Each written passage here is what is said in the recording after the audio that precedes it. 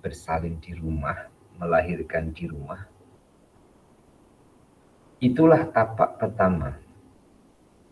Maka ada istilah tumpah darah kelahiran. Tumpah darah kita itu di mana? Saat kita lahir.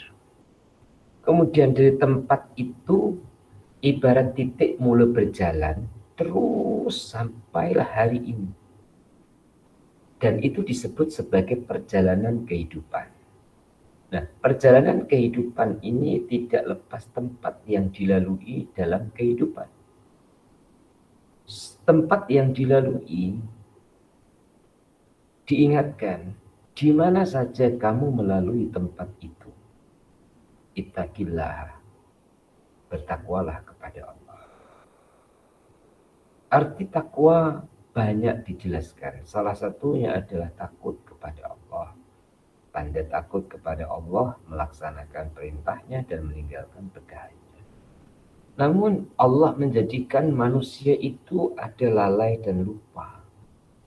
Selain lalai dan lupa, manusia itu ada salah dan silapnya. Maka terjadilah dari keaslian sifat manusia itu berlakunya sebuah kejahatan. Baik itu kejahatan yang dilakukan oleh hati atau anggota kita atau seluruh badan kita. Allah Ta'ala mengingatkan, segera lakukan kebaikan. Ada orang terjatuh kepada kejahatan, tapi lama dia bangun dari kejahatan itu. Bahkan na'udzubillah ada yang tidak bangun dari kejahatan sampai akhir hayatnya. Ada juga yang ia terjatuh ataupun terpelanting. Kemudian dia segera untuk sadar dan segera untuk amal kebaikan. Baginda mengingatkan bahwa kebaikan yang dilakukannya selepas ia terjatuh dari kemaksiatan atau kederhakaan itu boleh tamhuha, boleh menghapuskan kejahatan itu. Nah, bagaimana menghapuskan? Ada dua bayangan. Satu dihapus atau dipadam. Yang asalnya ada catatannya, dia tidak ada. Yang nomor dua adalah dengan neraca timbangan. Yang asalnya salahnya itu 1 kg. Karena dia segera lakukan kebaikan, kebaikan 1 dilipat gandakan 10, kebaikan 10 dilipat gandakan 100, tentu timbangan neraca amalan itu lebih berat kepada kebaikannya dibandingkan keburukannya. Bermakna kebaikan telah menguasai keburukan. Atau boleh jadi dibahasakan kebaikan telah menghapus kejahatan. Itulah haitsuma kunta wa atbi'is sayyi'atil hasanata tamhuha. Hadis yang ketiga. An Ibni Abbasin radhiyallahu anhu maqala. Kuntu khalfan Nabi sallallahu alaihi wasallam yauman. Wa qala ya ghulam inni u'allimuka bi kalimatin ihfazillah yahfazka ihfazillah tajidhu tujahaka idza sa'alta fas'alillah wa idza ista'anta fasta'in billah wa'lam anna al-ummata law ijtama'u ala ayyadurruka bi syai'in lam ala ayyanfa'uka bi syai'in lam yanfa'uka illa bi syai'in qad katabahu Allahu laka. Wa in istama'u ala ay yadurruka bi syai'in lam yadurruka illa bi syai'in qad katabahu Allahu 'alaika rufi'atil aqlam wa jaffatis suhuf rawatil. Wa qala hadisun hasanun sahih. Wa fi riwayatin ghairi Tirmizi ihfazillah tajidu amamaka ta'arraf ila Allah fi raha ya'rifka fi syiddah. Wa 'alam anna ma akhta'aka lam yakun liyusibaka wa ma asabaka lam yakun liyukhti'aka. Wa'lam anna an-nasra ma'as sabri wa anna al-faraja ma'al karabi wa anna ma'al usri yusra. Yang artinya dari Abdullah bin Abbas, beliau berkata, pada suatu hari saya berada di belakang Nabi Muhammad lalu katanya, hai anak, wahai gulam, akan saya ajarkan kepada kamu beberapa kalimat. Satu, peliharalah perintah Allah, maka Allah akan memelihara engkau, dan peliharalah larangan Allah, niscaya kamu dapati Allah selalu di hadapan. Dua, apabila kamu meminta, mintalah kepada Allah, dan apabila kamu minta tolonglah kepada Allah. Tiga, ketahuilah olehmu sekiranya umat manusia sepakat hendak memberi manfaat kepada kamu, niscaya tak akan sampai sesuatu jua pun daripadanya, melainkan apa yang telah ditetapkan. Keempat, demikian juga sekiranya mereka itu sepakat pula hendak membahayakan kamu, tidak akan dapat membahayakan itu, melainkan menurut apa yang ditetapkan oleh Allah terlebih dahulu. Terangkat kolam dan keringlah kertas. Diriwayatkan oleh Imam At-Tirmidzi. Selain Imam At-Tirmidzi meriwayatkan, peliharalah perintah Allah, engkau dapatkan Allah di hadapanmu. Kenalkan dirimu kepada Allah pada waktu senang, niscaya engkau mengingati pada waktu kamu dalam kesusahan. Ketahuilah bahwa sesuatu yang terlepas daripadamu tidak akan mengenai kamu, dan yang menjadi bagianmu tidak akan terlepas daripada kamu. Ketahuilah bahwa kemenangan itu beserta kesabaran, dan kegembiraan itu sesudah kesusahan. Dan tiap ada kesukaran akan ada kelapangan. Muslimin dan muslimah, dalam hadis ini menjadi tajuk kitab yang pernah kita pelajari, itu ihfazillah yahfazka. Jaga Allah, Allah akan menjaga kamu. Dihubungkan dengan bab muraqabah, penjagaan Allah terhadap hambanya, dan tidak semua hamba yang merasa dijaga oleh Allah. Siapa mereka yang merasa dijaga oleh Allah? Mereka yang merasa dijaga oleh Allah adalah orang yang beriman kepada Allah, tentunya demikian.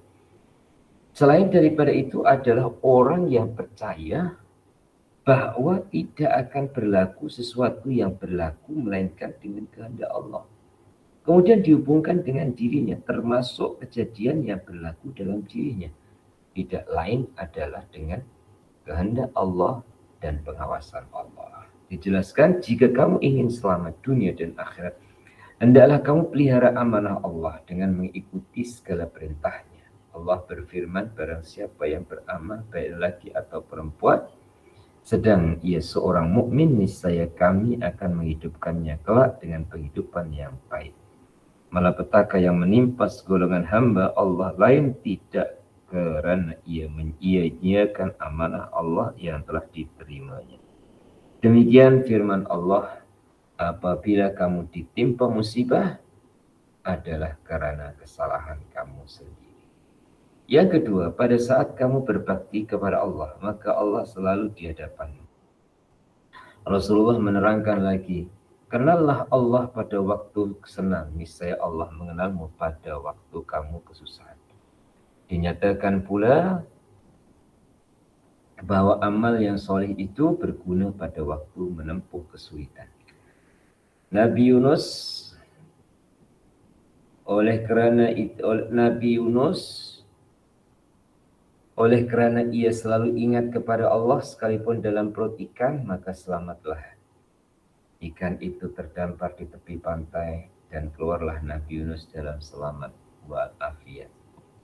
Yang ketiga, hendaklah berdoa dan meminta pertolongan itu kepada Allah, jangan kepada yang bukan Allah, seperti kepada dewa dan batu, kerana selain daripada Allah tak akan dapat menciptakan sebutir beras atau menjadikan setetes air, apalagi menjadikan langit dan bumi, matahari dan bintang-bintang, serta semesta alam ini. Bagaimana pula ia akan mengabulkan permintaanmu dan juga menolongmu. Yang keempat, ketahuilah olehmu, sekiranya umat manusia semuanya sepakat hendak menolongmu, maka pertolongan itu tak akan sampai kalau tidak seizin Allah. Kebalikannya, sekiranya umat manusia telah sepakat pula hendak membahayakan kamu, maka baik itu tak akan sampai kepada kamu kalau tidak seizin Allah. Demikianlah amanat Allah di dalam Al-Quran. Jika Allah hendak membinasakan, maka tidak seorang jiwa pun yang dapat menahannya. selain daripadanya. Dan jika Allah berkehendak menurunkan nikmat kurnia, maka tak seorang pun yang dapat menolaknya selain daripada dia pula, karena dialah yang berkebesaran. Kelima, ketahuilah olehmu bahwa kemenangan itu akan dapat dicapai dengan kesabaran. Kesenangan itu akan dapat di samping kesusahan. Kesedihan itu terletak antara dua kegembiraan. Itu hati-hatilah memelihara amanah Allah dan amanah Rasulullah. Oke, dari sisi penjelasannya terbahagi menjadi 5. Dari 5 itu saya ambil intinya. Ya. Seseorang itu tidak akan menyekutukan Allah jika ia benar-benar percaya Allah. Dan benar-benar percaya Allah ini ya, ditandai dengan benar-benar melaksanakan perintah Allah dan juga meninggalkan yang ditegah.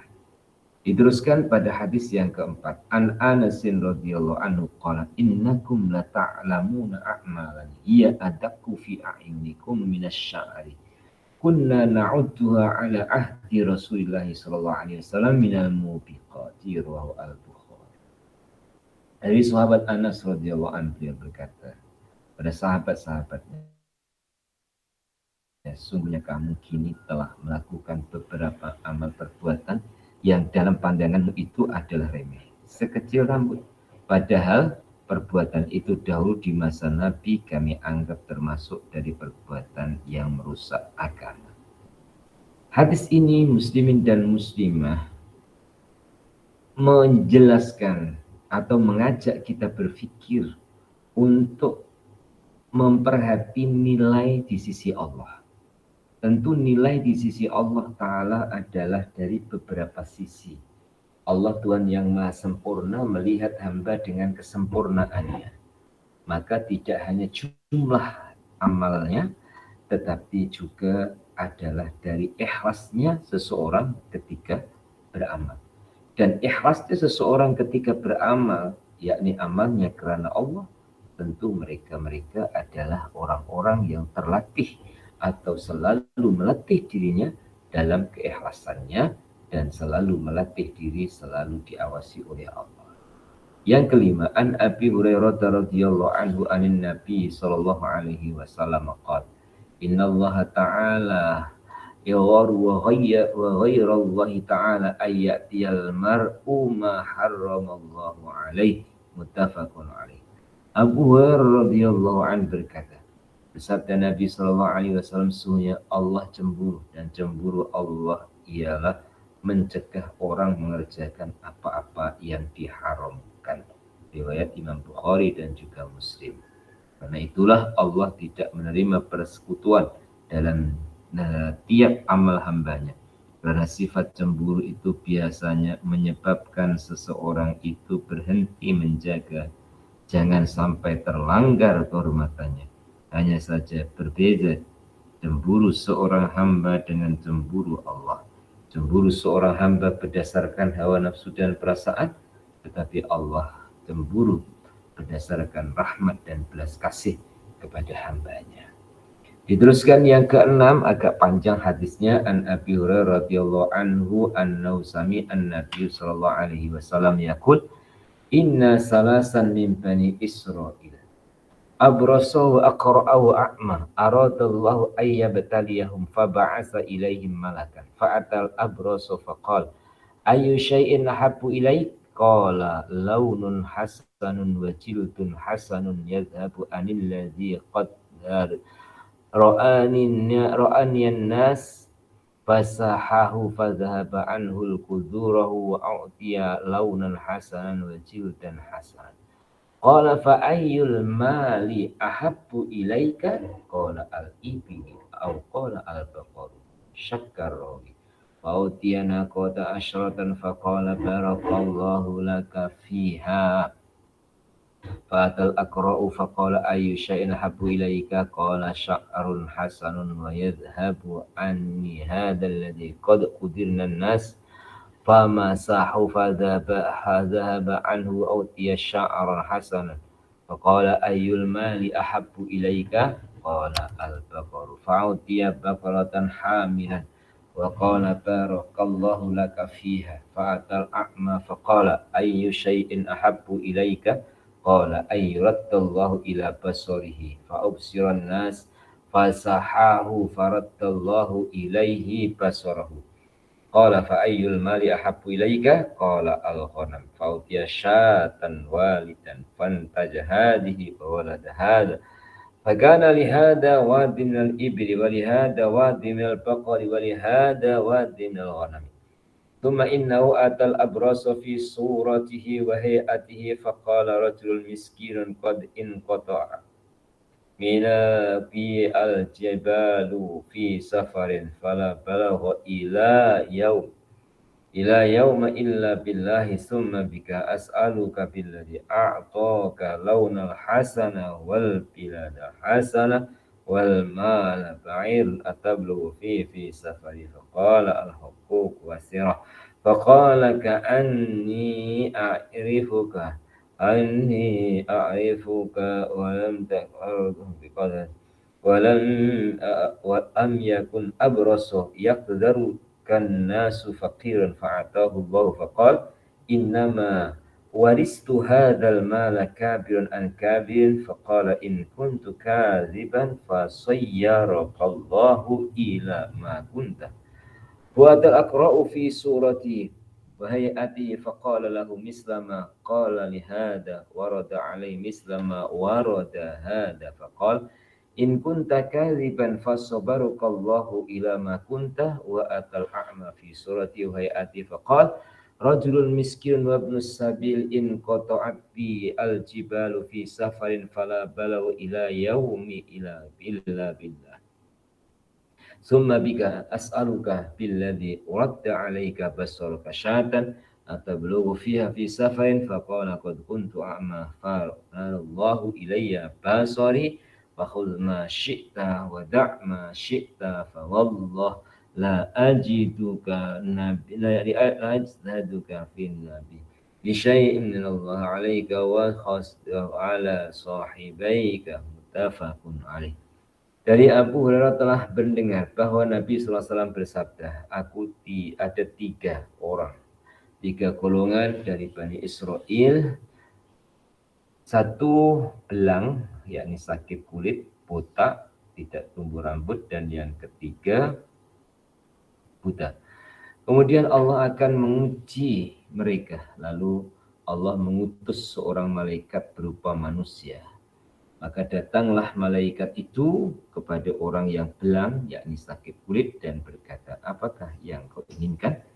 Jawabnya, kulit yang dan rupa yang bagus serta hilangnya penyakit yang menyebabkan orang-orang jijik pada saya. Maka diusap oleh malaikat itu, seketika itu juga hilang penyakitnya dan berganti rupa serta kulit yang bagus. Kemudian bertanya lagi, kekayaan apakah yang kau ingini? Jawabnya, unta. Maka diberinya satu unta bunting sambil didoakan, barakallahu laka fiha, semoga Allah memberkahimu dan memberkahi binatang. Kemudian datanglah malaikat itu pada si botak dan bertanya, apakah yang engkau inginkan? Jawabnya, rambut yang bagus dan hilangkan penyakit saya yang menyebabkan kehinaanku di dalam pandangan orang. Maka diusapnya, lalu seketika itu juga tumbuh rambut yang bagus. Kemudian ditanya lagi, kini kekayaan apa yang kau inginkan? Jawabnya, lembu. Maka diberinya satu ekor lembu yang bunting sambil didoakan, barakallahu laka fiha, semoga Allah memberkahi bagian kekayaanmu itu. Lalu datanglah malaikat itu kepada si buta dan bertanya, apa yang kau inginkan? Jawabnya, kembalikan penglihatan mataku supaya saya dapat melihat orang. Maka diusapnya, segera pula terbuka matanya lalu dapat melihat. Selanjutnya ditanya pula, kekayaan apakah yang kau ingini? Jawabnya, kambing. Maka diberinya seekor kambing yang bunting sambil didoakan. Kemudian setelah beberapa tahun dan masing-masing telah mempunyai daerah tersendiri, penuh dengan unta, lembu ataupun kambing, maka datanglah malaikat itu. Berbentuk seorang miskin, laksana keadaan si belang dahulu pada waktu ia belum sembuh dan kaya itu. Maka berkata, saya seorang miskin yang telah terputus hubungan dalam perjalanan saya ini. Maka tiada yang dapat mengembalikan saya kecuali dengan pertolongan Allah. Kemudian bantuanmu. Maka saya menganggap demi Allah, Allah yang memberi rupa dan kulit yang bagus, satu unta saja untuk meneruskan perjalananku. Jawab si belang, hak-hak yang orang masih banyak. Saya tidak dapat memberimu apa-apa, boleh minta saja di tempat lain. Berkata malaikat itu, saya seolah-olah pernah tahu padamu. Tidakkah engkau dahulu yang belang dan dijijiki orang, juga seorang miskin, kemudian Allah memberimu kekayaan?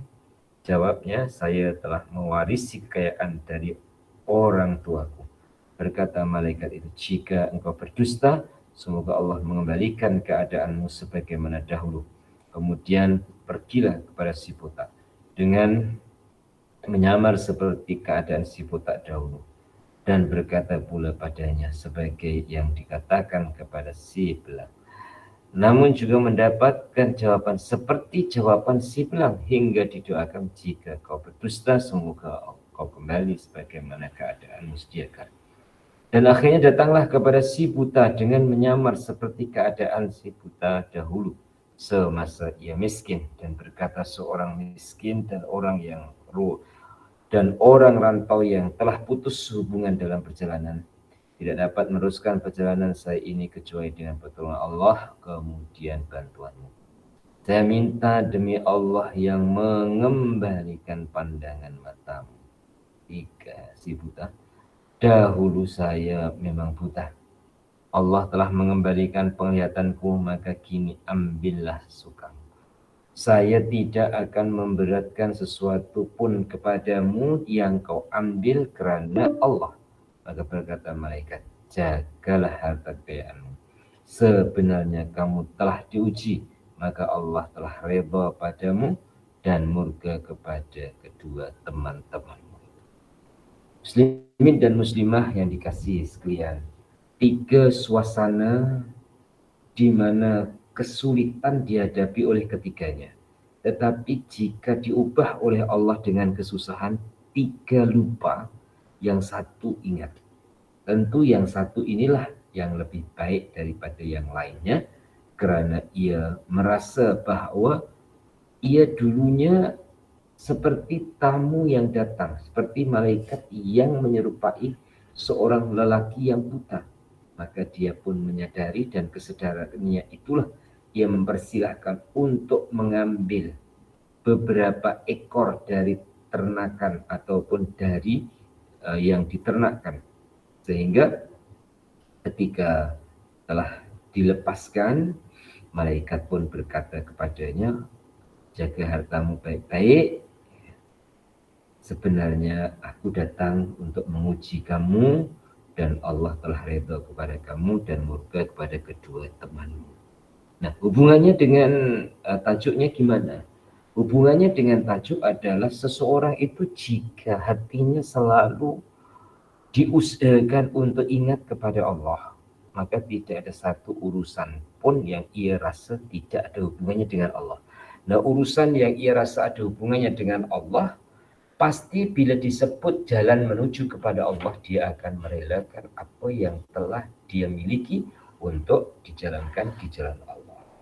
Selanjutnya yang ketujuh, an Abi Ya'la Shaddad ibn Ausin radhiyallahu anhu anin Nabi sallallahu alaihi wasallam qala, al-kaisu man dana nafsahu wa amina lima ba'dal maut, wal ajisu man ba'a nafsahu hawaha wa tamanna 'ala Allahi, rawahu at-Tirmidzi.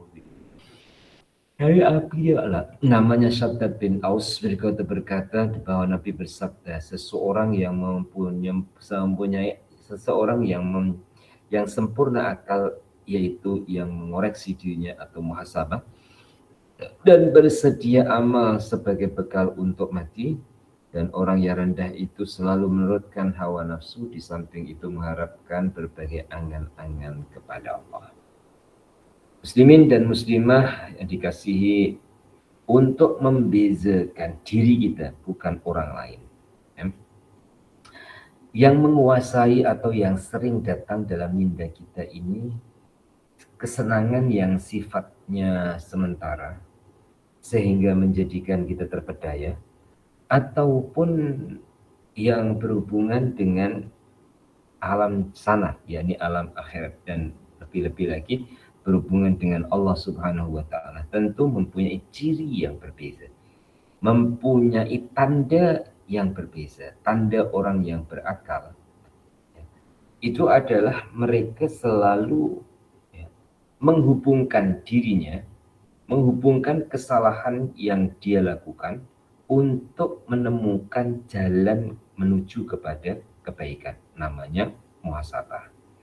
Tapi kalau orang itu orang bodoh, ia rasakan keburukannya itu adalah seperti kebaikan. Dalam arti ia tidak akan segera untuk mencari jalan supaya tidak terpedaya dengan keburukan yang dilakukan, atau bahkan kebaikan yang dilakukan tapi menyebabkan sebuah kesombongan.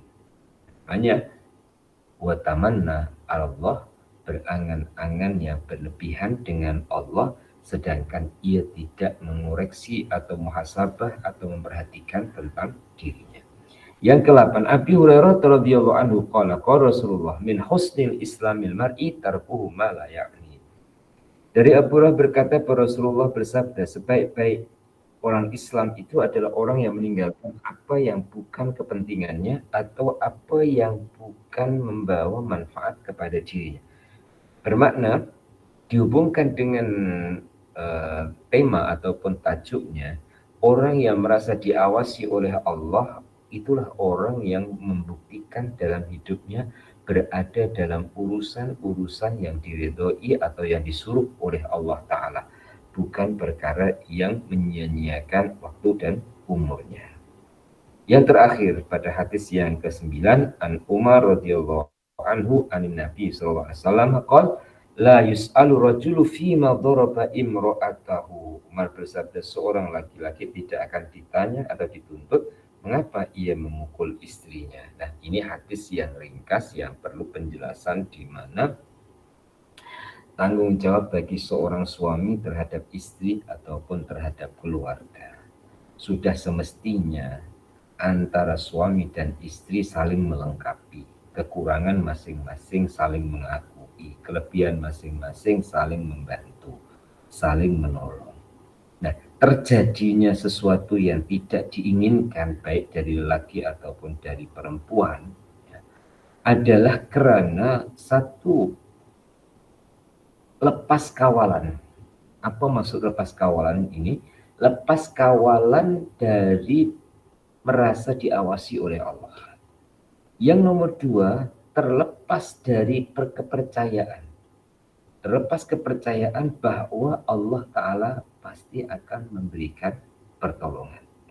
Hinggalah pada yang ketiga, jika kawalannya lepas, kepercayaannya pun lepas, maka yang akan terlepas adalah keburukan-keburukannya, baik lisannya ataupun perbuatannya, ataupun minimal adalah di hatinya. Bagaimanapun juga, niat yang baik itu tetap ada nilai di sisi Allah, walaupun melakukan seakan perkara yang ditegah oleh Allah. Dulu pernah saya cerita tentang raja yang dihinggapi lalat. Kemudian penjaga yang menjaga raja itu menghalau lalat tersebut. Tapi lalat itu datang. Pembantunya merasa kasihan, ya, kepada majikannya. Akhirnya lalat di muka dipukul. Niatnya bukan pukul muka raja, tapi niatnya adalah pukul lalatnya. Apa yang terjadi setelah raja mengetahui niat dari pekerjanya bukan memukul mukanya, maka dia maafkan karena kebaikan niat dari pekerja ataupun pembantunya. Itu baru raja dengan pembantunya. Bagaimana pula dengan Allah Subhanahu wa taala yang sangat tahu niat akan hambanya. Ya, la yas'alu rajul fi ma daraba imra'atahu adalah kembali kepada niatnya seseorang dalam perjalanan menuju kepada Allah taala. Insya Allah yang akan datang kita akan sambung ya tentang takwa. Dan seingat saya yang kita pelajari hari ini adalah pernah kita lalui, maka insya Allah kita kasih tanda masing-masing. Yang akan datang kita akan sambung tentang menjaga diri ataupun takwa di muka surat 93 pada bab yang awal, ya, artinya mengawali bab ketakwaan. Kita akhiri bersama dengan baca doa. Bismillahirrahmanirrahim. Allahumma sholli wa sallim ala sayyidina Muhammad wa ala ali sayyidina Muhammad. Alhamdulillahi rabbil alamin. Alhamdulillahi rabbil alamin. Alhamdulillahi rabbil alamin. Allahumma hdina binurika ilaika wa akimna bisidqi ubudiyati bayna yadayka wa allimna bil ilmikal mahzun wa sunna bisirri ismikal masun. Rabbana atina fid dunya hasanah wa fil akhirati hasanah wa qina adzabannar. Sallallahu ala sayyidina Muhammad wa ala alihi washabbihi wasallam. Walhamdulillahi rabbil alamin. Taqabbalallahu minkum minna wa minkum taqabbal ya karim. Kurang lebihnya minta maaf. Hadanallahu wa iyyakum ajmain. Assalamualaikum warahmatullahi wabarakatuh.